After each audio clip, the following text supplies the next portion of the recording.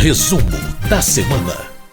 Todo final de semana, todo último dia útil da semana, nós conversamos sobre o que aconteceu ao longo dos últimos dias na Câmara dos Deputados, em especial no plenário da Casa. E quem fala conosco sobre isso é a jornalista Ana Raquel Macedo, editora-chefe da Rádio Câmara. Bom dia, Ana, tudo bem? Bom dia, Márcio Aquiles Sardi, como vai? Tudo certinho. Bom, esta semana, além das questões relativas ao plenário da Câmara, as votações e discussões dos parlamentares, a gente também teve trabalhos no Congresso Nacional. Ana, conta para a gente, então, em primeiro lugar, o que é que deputados e senadores deliberaram e votaram nesta semana.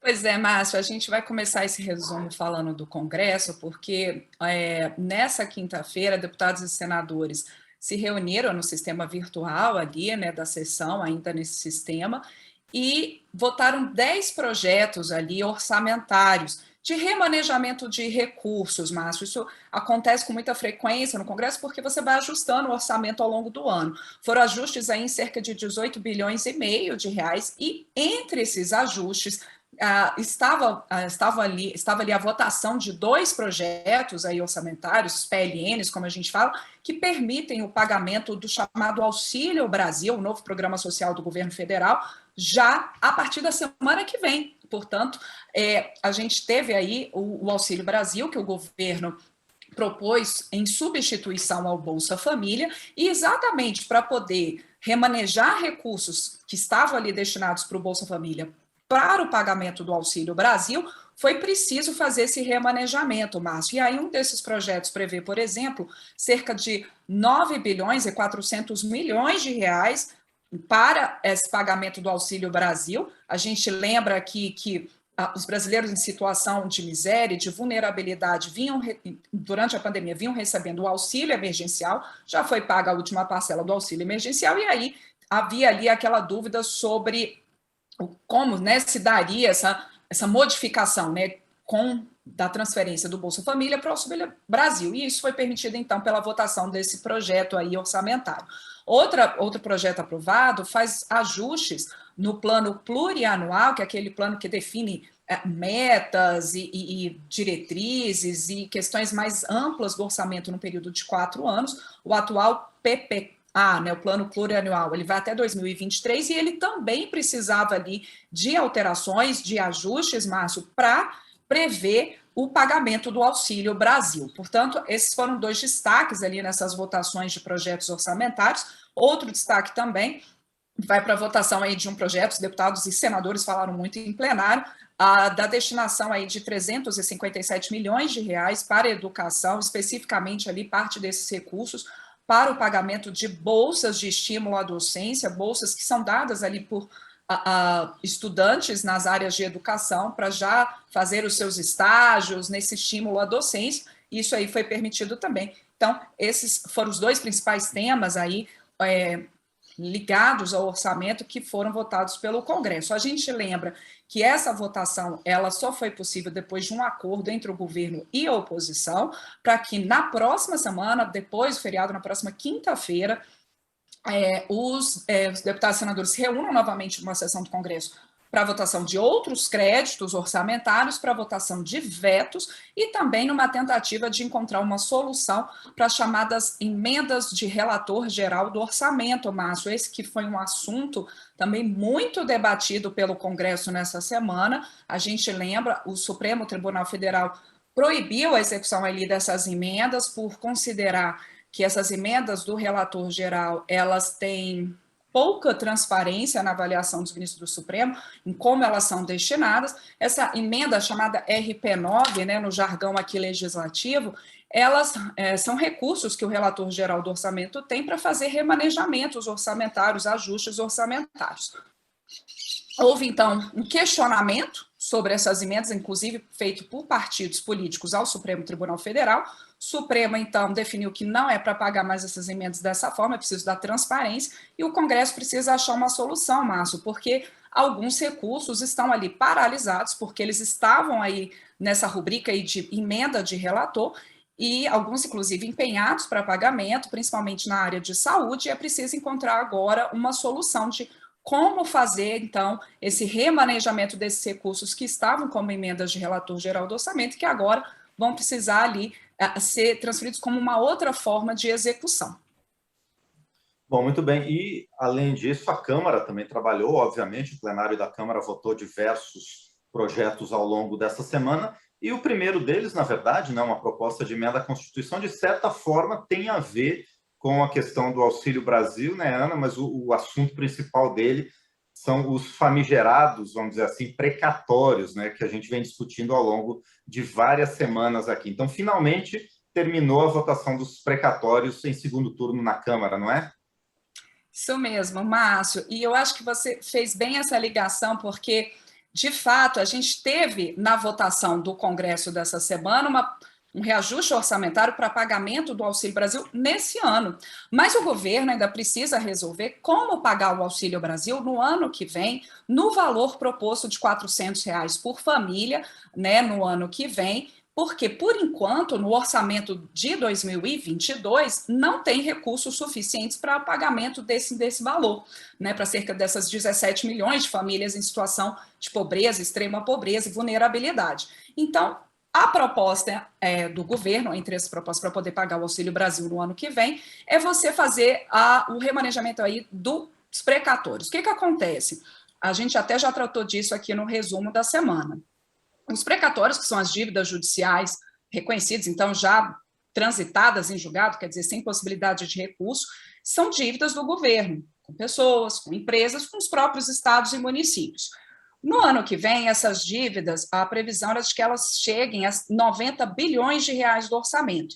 Portanto, essa proposta, que teve a votação concluída nessa semana, ela estabelece um limite para esse pagamento das dívidas com os precatórios, um limite que leva em conta os valores de 2016, que foi quando o Congresso modificou a Constituição para estabelecer o teto de gastos públicos. Com isso, se o Senado confirmar essa votação da Câmara, os precatórios do ano que vem têm um limite de pagamento até mais ou menos metade do valor previsto, em vez dos 90 bi, cerca de 44,5 bilhões. Para poder avançar com essa proposta, o governo fez algumas modificações, então, na proposta original do governo. O governo, Márcio, a gente lembra, queria parcelar esses precatórios em 10 anos. O Congresso discordou dessa proposta nesses termos. Então, estabeleceu esse limite até 44,5 bilhões, estabeleceu também que ficam de fora aí do limite os precatórios de até 66 mil reais, também tem preferência no pagamento desses precatórios os idosos, as pessoas com deficiências, as pessoas com doenças graves, tem preferência os precatórios relacionados ao Fundef, que é o Fundo da Educação, ali o fundo, hoje é Fundeb, né, o Fundo da Educação Básica, mas antes era o Fundef da Educação, e o governo ele tem dívidas com os estados relacionados ao antigo Fundef, de problemas nos cálculos e nas transferências para os estados relativos a esses recursos do Fundef. Então, esses precatórios relacionados ao Fundef têm um pagamento de 40% em 2022, 30% em 2023 e mais 30% em 2024. Também, essa proposta, na forma como foi votada pelos deputados, ela prevê que quem não estiver entre essas prioridades, mas decidir, por exemplo, aceitar um desconto de até 40% no valor do precatório que tem para receber, pode entrar já na lista de pagamentos de 2023, ou pode usar esses créditos de precatórios, Márcio, e também já ter isso definido, para quitação de dívidas com o governo, para participar de concessões, participar também na compra de imóveis públicos. Além disso, essa proposta, ela prevê que os municípios vão poder parcelar suas dívidas previdenciárias em até 240 meses, e por isso a votação nessa semana da PEC dos precatórios na Câmara foi acompanhada por muitos prefeitos que lotaram ali o Salão Verde da Câmara e fizeram ali uma conversa com os parlamentares, defendendo a votação da PEC dos precatórios. Além disso, essa proposta, ela também abre um espaço fiscal para o governo, porque ela muda a fórmula de cálculo do teto de gastos. Então, não só o governo ganha um espaço fiscal por limitar o pagamento de precatórios nos próximos anos, como também ganha ali um espaço para mais recursos e investimentos no orçamento, por conta da mudança no teto de gastos. A ideia é que essa forma, né, de limitar o pagamento com precatórios com essas dívidas judiciais, ela aconteça esse limite até o ano de 2036, que também é o ano, prazo final de vigência do atual teto de gastos, Márcio. Essa proposta, então, ela vai ainda ser analisada pelo Senado.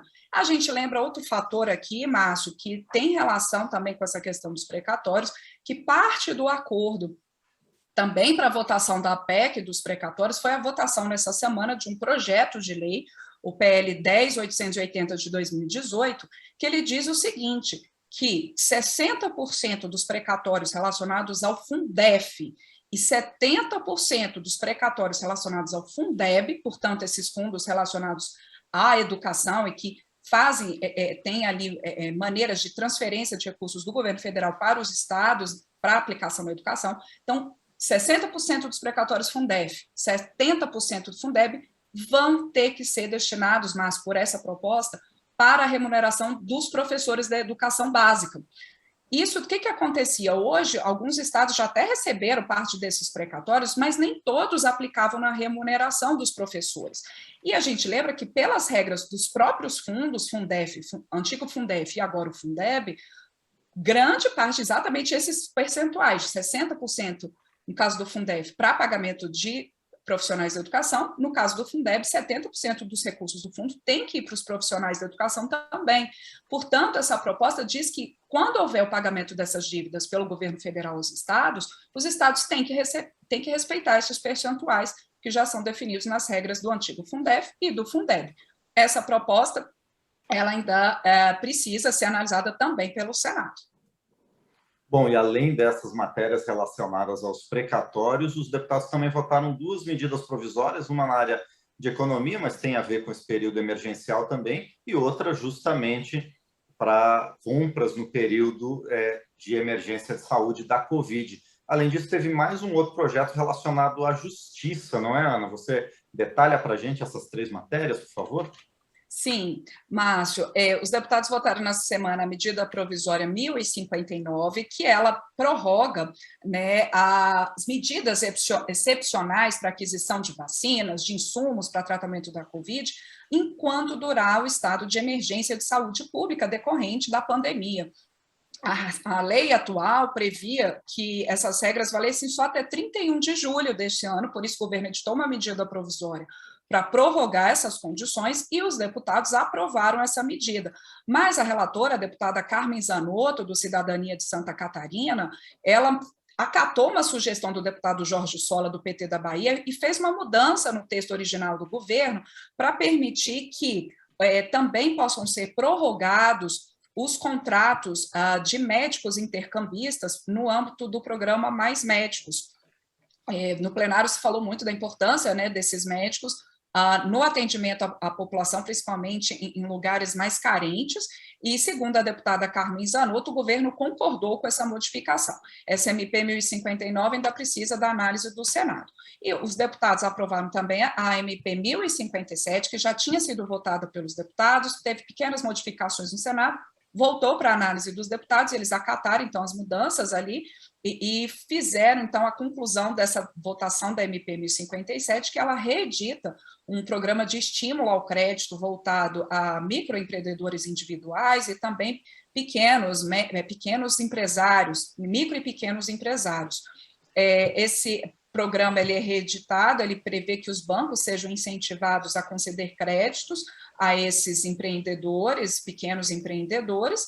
Os bancos não têm, por esse programa, uma garantia pelo governo, mas o governo concede ali reduções de tributos para os bancos que aderirem a esse programa. A expectativa do governo é que cerca de 48 bilhões de reais sejam ofertados como crédito no âmbito aí desse programa de estímulo aos microempreendedores individuais e aos micro e pequenos empresários, por conta até da pandemia, né, Márcio? As regras desse programa valem até 31 de dezembro deste ano. Como eu disse, como já tinha sido votado por Câmara e Senado, a CMP, então, vai para a sanção presidencial.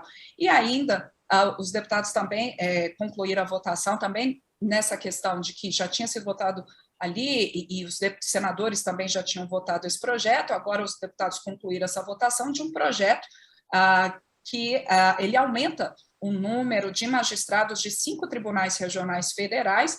Na justificativa é porque também se aumentou o número de juízes da primeira instância, isso tem aumentado o número de recursos que chegam à segunda instância, e por isso houve uma necessidade de remanejamento aí desses cargos. Essa foi uma proposta do Superior Tribunal de Justiça, e deputados e senadores aprovaram, portanto, essa também vai para a sanção presidencial. Bom, muito bem, então esses foram os principais assuntos que os deputados debateram ao longo da semana, trazidos para a gente pela Ana Raquel Macedo. Ana, mais uma vez, obrigado. A gente se fala na próxima semana. Um bom final de semana para você e um bom feriado. Certamente, Márcio, obrigada. Para você também, um ótimo fim de semana, um bom feriado para quem acompanha, para você e para quem acompanha a gente nesse resumo da semana.